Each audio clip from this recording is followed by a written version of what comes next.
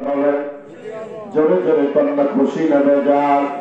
যদি খুশি হয়ে থাকেন আমার আল্লাহ জানাইয়া দিয়েছেন ভাই শেষ ভালো যার সব ভালো তার, রাত গভীর হয়ে যায় এই টাইমে কোন বান্দা যদি কোরআনের মাহফিলকে কেন্দ্র করে আল্লাহ এবং আল্লাহ রাসূলের খুশির জন্য আহারে আল্লাহ পাকের রাস্তায় যদি একটু অর্থ দিয়ে ব্যয় করতে পারে, শরীর দিয়ে যদি ব্যয় করতে পারে, আমার আল্লাহ বলে দেন এই ওসিলাও আমি আমার বান্দাদেরকে ক্ষমা করে দেবো। কন্যা মারহাবা। সেই জামানার মানুষ মূর্খ ছিল, কোরআন পড়তে পারত না, আপন সন্তান মারা গেলে কিভাবে গোসল দিতে হয় এটা জানতো না, আপন আব্বা মারা গেলে নামাইতে হয় কেমনে সেটা জানতো না। মূর্খ হলে এমন হয়নি বন্ধু, আল্লাহর ফজলে তারা বাপের লাশটা নিয়ে দাঁড়ায় যাইতো। আসুনি কোন বিজ্ঞ মানুষ, আসুনি কোন জ্ঞানদিনী মানুষ যারা আমার আব্বার লাশটাকে নামাইয়া দিতে পারবে। ও মুসলমান, শুধু গোসল না, আজও বর্তমান জামানায় দেখবেন কেউ মারা গেলে একটা মানুষ তালাশ করে নিয়ে আসে, বুড়া মানুষ, ও দাদু এদিকে আসো, আমার আব্বা মারা গেছে, নামাইতে হবে। কথা বলতে কেন? কি এমন জ্ঞান অন্বেষণ করেছি নিজের বাবার লাশটা ধুতে পারি না, নিজের ভাই বিদায় হয়ে যায় লাশটা ধুতে পারি না। তৎকালীন সময় এমন ছিল ভাইরা, নিজের বাবা মারা গেছে লাশটা ধুতে পারে না, এক ব্যক্তি বাইসাইকেল নিয়ে যায়, তারপরে দিলেন আল্লাহর বান্দা দাঁড়াও, আপনি কি মুসলমান? বলছে হ্যাঁ মুসলমান।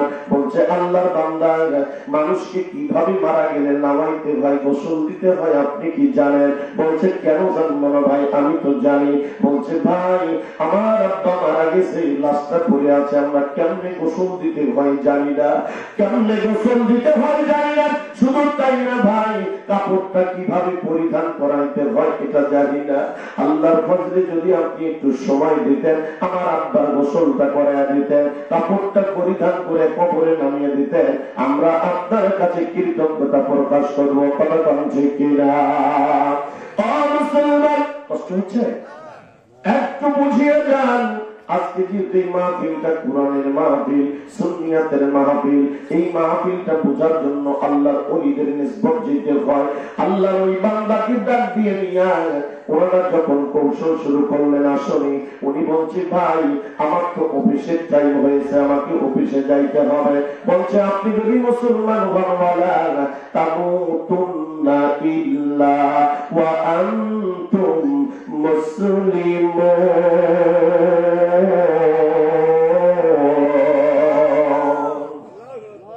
জবান খুলে বলেন আল্লাহু আকবার। ও মুসলমান, কোরআন যে ব্যক্তি পড়ে হরফে হরফে 10টা করে নেকি আমার আল্লাহ দিয়ে দেয়। আল্লাহু আকবার। শুধু তাই নয়, যারা শ্রবণ করে তাদেরকে 1% আমার আল্লাহ কম দেয় না। যারা মনোযোগ দিয়ে শ্রবণ করে আমার আল্লাহ তাকেও 10টা করে নেকি দিয়ে দেয়। কন্যা মারহাবা। আর শ্রবণ করা পাওয়া যায় না, দেখবেন হাইটে হাইটে বেড়ে আর মাহফিল শুনে মনে করলাম মাহফিল শুনে আসলা না বন্ধু, না, হাইটে হাইটে কোরআন শুনেছে আবু জেহেল। কথা বল না কেন? আবু জেহেল হাইটে হাইটে শুনেছে, তামসা করে করে কোরআন শুনেছে, কিন্তু একমাত্র হুসাইনি মুসলমান যারা তারা আদব রক্ষা করে কোরআন শুনেছে। কন্যা আল্লাহু আকবার। ও মুসলমান, আল্লাহর বান্দাকে টেনে নিয়ে যাওয়া হলো, উনি বাবার লাশটা গোসল দিয়ে দিলেন, কাপড়টা পরিধান করে দিয়ে বলছেন ভাই কবর কি খনন হয়েছে? কয় ভাই দেখেন কোন মতো খেলটা করে ফেলছি। উনি একটু সামনে করে সিঁড়ি বানাইয়া দিয়ে কবরটা সাইজ করে দিলেন। নামাও নামাও নামাও, কবরে নামান পর্যন্ত মাটি দেওয়া কমপ্লিট করে আল্লাহর বান্দা চলে যায়। অবন্ধকার লাগায় আসলে মাঝ রাস্তায় যাওয়ার পর বেচারা চিন্তা করলেন আমার পকেটে আইডি কার্ডটা দেখা যায় না কেন? আইডি কার্ডটা ছাড়া সেই সময় অফিসে ঢুকতে দিত না রে বন্ধু, পকেটের ভিতরে আইডি কার্ডটা নাই। উনি চিন্তা করলেন নিশ্চয়ই হয়তো বাড়িতে আমার কার্ডটা রেখে এসেছি। আবার মনে করতেছেন না না না, আমার শোকেসের উপরে থেকে তো আমি আইডি কার্ডটা নিয়েছি। আল্লাহু আকবার। আইডি কার্ডের কথা যখন মনে হয়ে গেল, ওরা এক পর্যায়ে ধান্দা করো না, আমি হয়তো যখন লাশটাকে কবরে নামাতে ধরলাম তখন তো আমি একটু হেলে গিয়েছিলাম, ওই হেলানোর সময় হয়তো পকেট থেকে আমার আইডি কার্ডটা কবরে পড়েছে। আর কি হবে এখন? ওই আইডি কার্ড যদি আমি না পাই, আমাকে তো অফিসে ঢুকতে দেবে না। কি করব? আবার দৌড়ি করে বাড়ির কাছে চলে গেলেন। আল্লাহর বান্দারা বাড়িতে আসুনি। বলছে, হ্যাঁ ভাই কি হয়েছে? আপনি না বিদায় হয়ে গেলেন, আবার কেন আসলেন? কয়, সর্বনাশ হয়ে গেছে, আমার পকেটে আইডি কার্ড ছিল রে ভাই, এই কার্ডটা যদি না নেই অফিসে আমাকে ঢুকতে দেবে না। কয়, ভাই তাহলে আমরা কি করব? কার্ড কোথায় রাখছেন আমরা কেমনে জানি? কয়, আমার 100% সন্দেহ হচ্ছে এই আইডি কার্ডটা আমার বাড়িতে রেখে আসি নাই, আমার মনে হয় আইডি কার্ডটা কবরের ভিতরে পড়ে গেছে। কন্যা সুবহানাল্লাহ। এই আলোচনায় কেন গেলাম? মানুষ মূর্খ হতে পারে, মানুষ উম্মি হতে পারে, আমার আল্লাহ দয়াবান, আমার আল্লাহ মেহেরবান। যদি মানুষগুলো কোরআনের সাথে বন্ধুত্ব করে থাকে, ও মানুষ শোনো, এই কোরআন হয়তো সবাই ধরতে পারে না, কিন্তু যে ব্যক্তিগুলো কোরআন পড়ে তাদের সাথে যদি সম্পর্ক রাখে, সবাই বাইতুল্লাহ যেতে পারে না, যে ব্যক্তিগুলো বাইতুল্লাহ যায় তার সঙ্গে যদি সম্পর্ক রাখতে পারে, আমার আল্লাহ সম্পর্ক দিয়ে মানুষকে ক্ষমা করে দেয়। কথা কান্নার ভাবা কেমনি সাধারণ ভাবে উনি বলছে, বাবা আমার আইডি কার্ড কবরে পড়েছে, আমি নিচ্ছি। বলছে, বাবাজি আমরা নামাইতে পারি না, তোমার কাছে নামাইলে নিলাম। আমরা কাপড় পরিধান করাইতে পারি না, তোমার কাছেই কাপড়টা পরিধান করে নিলাম। আব্বা এখন কবর আবার খোলা যাবে কিনা আপনি বলে দেন। সুবহানাল্লাহ বলেন, জোরে বলেন না সুবহানাল্লাহ। ফতোয়া তো সব আপনি দিলেন, এখন আপনি বলেন মাটিটা আবার নতুন করে সরাইয়া ওই আইডি কার্ড খুঁজবো কিনা?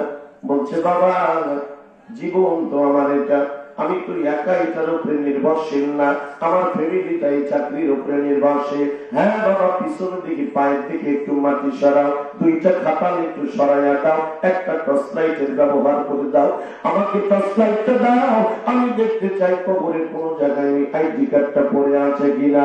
আর মাটি যখন সরাইলো, খাতাল যখন দুইটা সরাইয়া দিছে, টর্চ লাইট মারিয়া দেখে যে কবরে রাখছি ওই রকম নাই, কবরটা কেন জানি আল্লাহর ফজলে ফুলের বাগান হয়ে গেছে।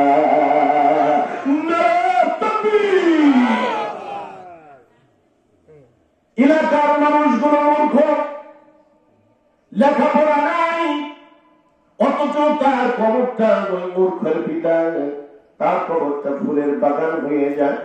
আল্লাহর বান্দা নবী প্রেমিক, অলি প্রেমিক, কাল্লা গান হারে দৃষ্টান্ত দিয়ে দেয় আল্লাহর এক অলি। কবরটা যখন মাটি সরানো, লাইট মেরে দেখে সাধারণ কবর আর নাই, কবরটা কেন জানি ফুলের বাগান হয়ে গেছে। ওই পাঁচটা দিয়া ঘেরান আসা শুরু হলো, জান্নাতের মিষ্ক আম্বরের ঘেরান বের হচ্ছে। কন্যা সুবহানাল্লাহ। ইয়া রাসূলুল্লাহ ইয়া হাবিবাল্লাহ, তোমার চরণেতে জায়গা রাখে ইয়া রাসূলুল্লাহ ইয়া হাবিবাল্লাহ, তোমার চরণেতে জায়গা রাখে ইয়া। এখন না হয় দিলের দেখা, এখন না হয় দিলের